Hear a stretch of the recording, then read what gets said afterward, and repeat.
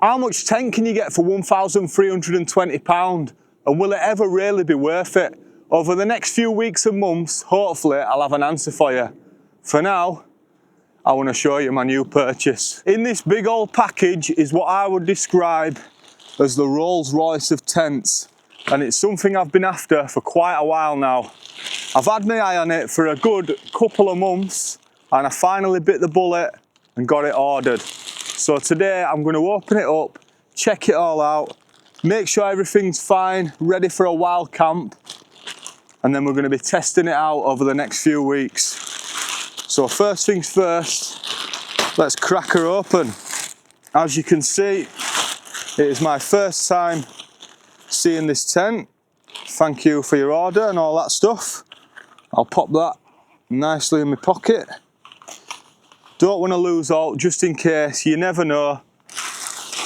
There might be something wrong with the tent and we might need to send it back. So as you can see already, and as I'm sure you guessed by the price, it is a Hilleberg. And it's a weighty Hilleberg as well. Shall I start putting it up before I reveal what it is? Or should we just tell you? So it is a Hilleberg Stiker from the Black Label range. So this is a freestanding dome tent, very similar to my Hilleberg Solo, but the main difference being it's actually a two-person tent. So it does come with a nice fancy booklet, as you'd expect really for this sort of price range, which has just got instructions in different languages. But we won't be needing that. So inside the packaging, we've got the tent fly sheet with the tent inner. They always come connected together with Hilleberg tents. And then we've got the DAC poles. Whoa, these are fresh. So we're going to click them together very gently. Unlike the Solo, every pole on the Stiker is the same length, but they are the same 10.25mm DAC or DAC poles. When you get a brand new tent, it's good to check every single part of the poles, make sure there's no splinters, make sure there's no uneven bits of metal. All looks fine to me. I have actually been waiting for a dry day to do this. So although the ground is not dry, I'm just going to have to work with the best I've got. Because tomorrow, I'll be taking this out on its maiden voyage.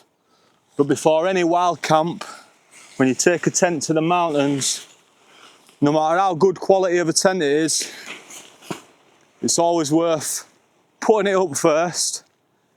A, so you can test it out, make sure it's all fine, and B, just to get yourself used to actually putting the tent up. This is the first time I've ever actually seen a brand new red Hilleberg tent. And although I previously dyed my old Keron 4 GT in an attempt to restore it, it certainly didn't come out as nice as this one is. As with all Hilleberg black labels, you get the slightly longer Y pegs. I'm going to start off by pegging this out. The design at first glance does look very similar to the Hilleberg Allac, but this is actually an equal-sided hexagon. As far as I'm aware, it doesn't actually matter which order you put the poles in. But I've just done it the same way I do the Solo. So I'll see how I get on with that. Couple of things I've noticed straight away. On the Solo, you can wrap this bit of fabric around the poles, but that doesn't seem to be the case on this one.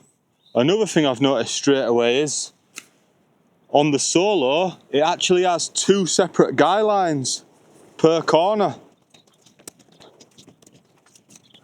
Now, unless you tie some Fury, it's going to be pretty much impossible to reach over and do those clips without opening one of the doors. I'm trying not to look inside yet. Let's get it put up first. So without the top cap on, this is how it's looking so far. You've got the crossing point at the top. all these attachment points. They're basically just clips that hook around the pole. And I hate to keep mentioning the Solo, but that's all I have to compare it to really, because it's a very similar design. It doesn't feel quite as strong from the off, just by pressing it. It's still very strong, but that's only because it's the same amount of poles, the same thickness poles, but covering a longer distance. Let's get this cap on and then we'll get a guide out. First impressions though, God, I'm impressed.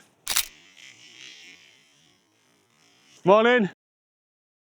So I don't know if you can see there, I've just had what I presume is the groundskeeper or the caretaker or something of this cricket field. He'd probably come over wondering why a big red spaceship has just landed on his field.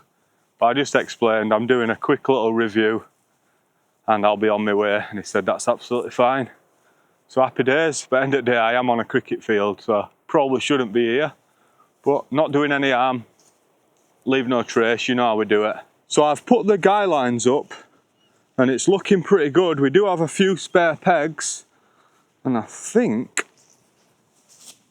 that is why, because you can peg out the sides as well at the bottom. So there's 1, 2, that's the door, so there won't be one there, 3 and 4. As you might have noticed, it is dual entry. We've got 2 doors, which means we've got 2 vestibules. And look at the size of those vestibules as well.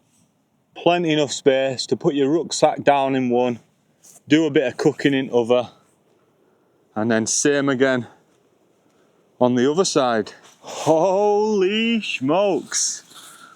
Look at the space in here.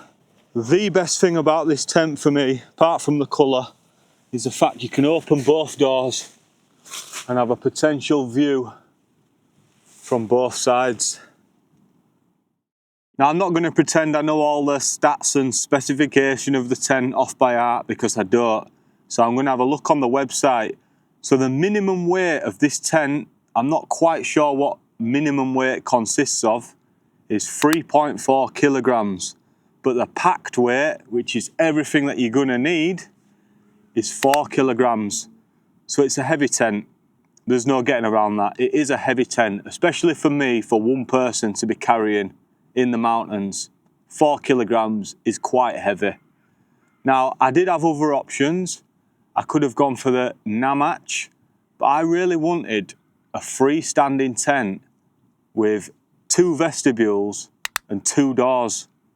So for that, I was quite limited with what I can go for, and it had to be a 4-season tent. And to be honest, I really did want another Hilleberg, and in red. It comes in 3 different colours, green, sand and red. Previously I bought the Solo Black Label in sand. Slightly regretted at the time of not getting it in red. However, now I've got this, I am more than happy to have a sand Solo. The outer fabric is the same as all Black Label Hillebergs. It is a Curlon 1800. The inner dimensions of the tent, lengthwise it's 230 centimetres. Widthwise it's 140 centimetres. So more than enough room for one person. There's actually more than enough room for 2 people.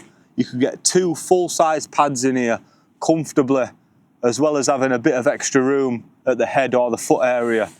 Like I said before, you've got 2 vestibules, so if there was 2 of you, you can put all your gear in one side, you can cook in the other, or you can have a vestibule each, whatever you'd prefer. I decided against getting a ground sheet for it, for now at least anyway, mainly because it adds extra weight and obviously it adds extra price. I'm pretty sure they're more than 100 quid. They might be close to 140 quid, which is literally the price of some tents. One of the reasons why I'm not too fussed about that 4 kilogram weight is because if I think back to last winter, I was carrying my Hilleberg Solo, which is about 3.1 kilograms. This is my maths that I've been working out in my head anyway. So that's an extra 900 grams for this tent, for so much more room. But I have made a big change to my wild camping setup compared to last year, because my bag is nearly 1 kilo lighter. So what I've saved in the bag weight, I've gained in the tent weight. I shouldn't be carrying much more than I was carrying last winter. The pack size of the actual tent in the backpack is going to be a bit more. I don't think that'll be a problem at all. You've got YKK zippers throughout, high quality. We've got a nice large storm flap, probably the biggest storm flap that I've ever seen on a tent. So that should keep that zip covered. Inside, there's only 2 pockets. So you've got one on that side, which has been made smaller because I've rolled the door up.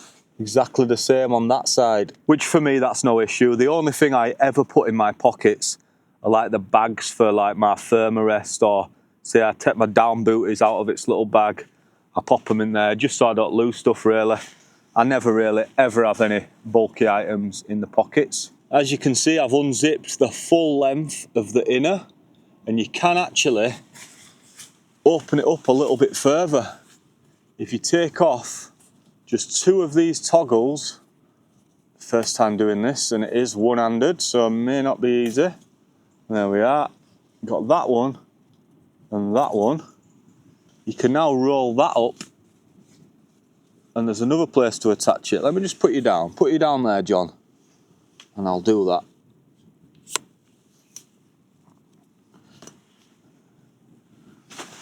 So like I said, you've got those 2 toggles, one goes there, one goes there. If you take them off, this is only if you really need to, or you want to do that, you don't have to. So then that just opens it up even more then. Same again, you can do that on that side, but majority of the time you're not going to need to do that. And that literally just takes a couple seconds to clip them back up there. So that's no worries, that. I like that, it's a good feature. You don't have to fully unzip the inner. You can just do one side if you want. It's got like a T-zip, so you've got a zip running down the middle, a zip running along the bottom of this side, and a zip running along the bottom of that side. Another thing I really like about this tent, it's freestanding. So you don't actually need to put any pegs out to put the tent up. So you could set your tent up, realise you're not quite level, or there's a few rocks on the ground or whatever, and then you can just lift it and put it to another place, which is always good. Can we get a thumbnail, or is this asking for trouble?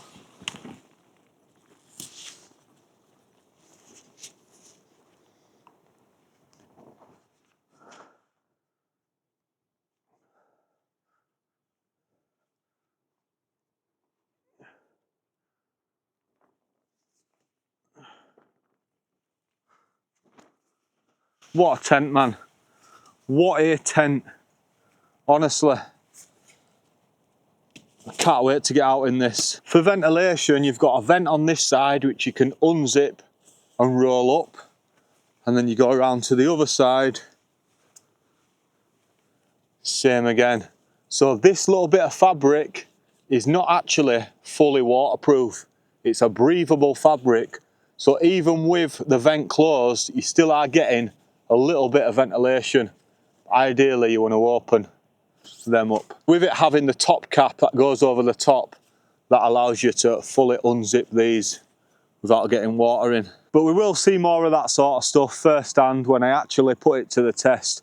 Make sure you subscribe, by the way, if you haven't done already, so you can see this tent in action in a few weeks' time. As it stands right now, stood in this cricket field, it is hard to justify that crazy price for what is basically some fabric and some poles. And I'm sure if you've seen this channel before, you know I will put this tent through its paces, give it a good test, as I've done previously with other tents. And it's when shit hits the fan and the weather turns nasty, that's when the value of these tents become worth it. And I've been caught out in quite a few situations before where I have been glad to have been in a tent made by what I would hand on heart say is the greatest tent maker of all time.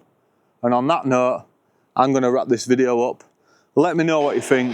Have I wasted my money? I guess time will tell. Thanks for watching. Peace out. In a bit.